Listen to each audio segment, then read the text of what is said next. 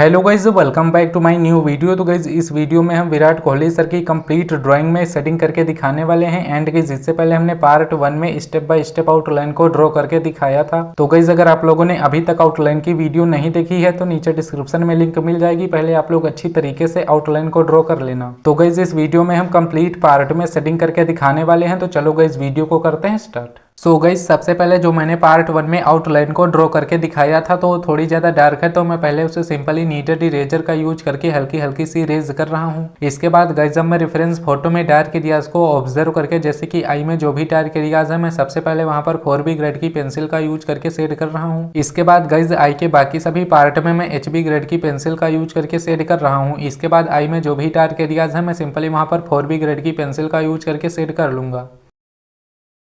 And eyebrow को draw करने के लिए मैं 6B ग्रेड की पेंसिल का यूज करके शेड कर रहा हूँ। सो गाइज इसके बाद अब मैं दूसरी आई में भी बिल्कुल पहले की तरह ही शेड कर लूंगा। सबसे पहले मैं डार्क एरियाज को ऑब्जर्व करके 4B ग्रेड की पेंसिल का यूज करके शेड करूंगा। एंड गाइज उसके बाद अब मैं बाकी सभी एरियाज में HB ग्रेड की पेंसिल का यूज करके शेड कर लूंगा।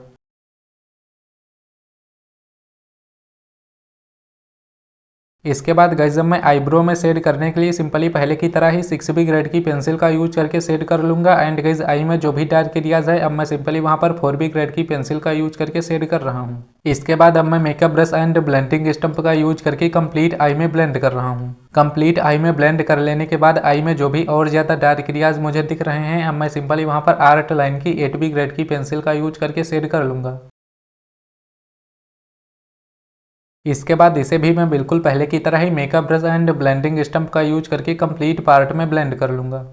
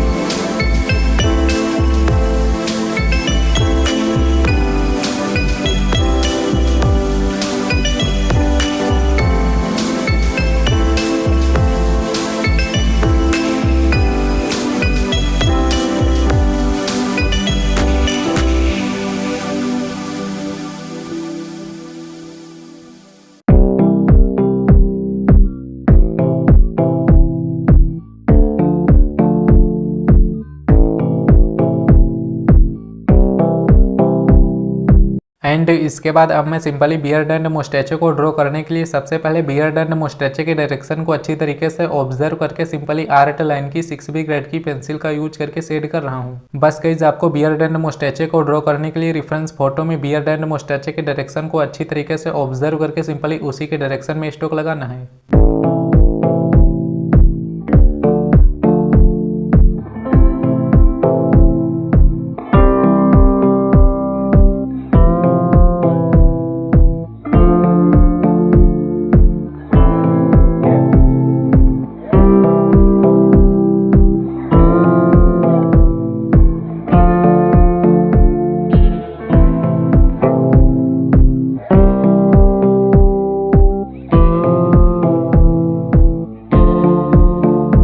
6B ग्रेड की पेंसिल से कंप्लीट शेड कर लेने के बाद अब मैं simply blending stump and makeup brush का यूज करके कंप्लीट पार्ट में हल्के हाथों से ब्लेंड कर रहा हूँ। इसके बाद गाइस जब मैं सिंपली बियर्ड एंड मुस्टैचे में सेकंड लेयर को अप्लाई करने के लिए सिंपली रेफरेंस फोटो में डार्क एरियाज को ऑब्जर्व करके सिंपली आर्ट लाइन की 8B ग्रेड की पेंसिल का यूज करके शेड कर रहा हूँ।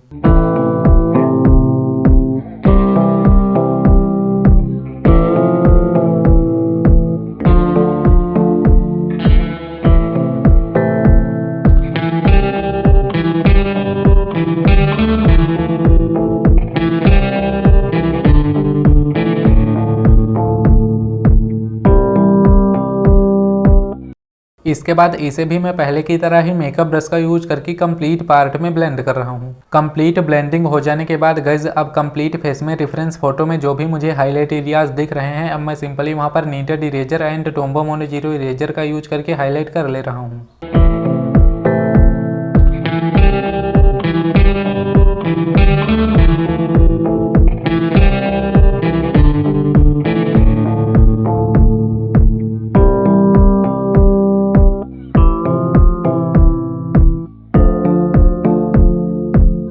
सो गाइज इसके बाद अब मैं हेयर्स को ड्रॉ करने के लिए सबसे पहले रेफरेंस फोटो में हेयर को अच्छी तरीके से ऑब्जर्व करके सिंपली कैमलिन की सॉफ्ट चारकोल पेंसिल का यूज करके सिंपली हेयर्स के डायरेक्शन में ही स्ट्रोक लगा रहा हूँ। एंड गाइज अगर आप लोगों के पास कैमलिन की सॉफ्ट चारकोल पेंसिल नहीं है तो आप आर्ट लाइन की 8B एंड 10B पेंसिल का भी यूज कर सकते हो।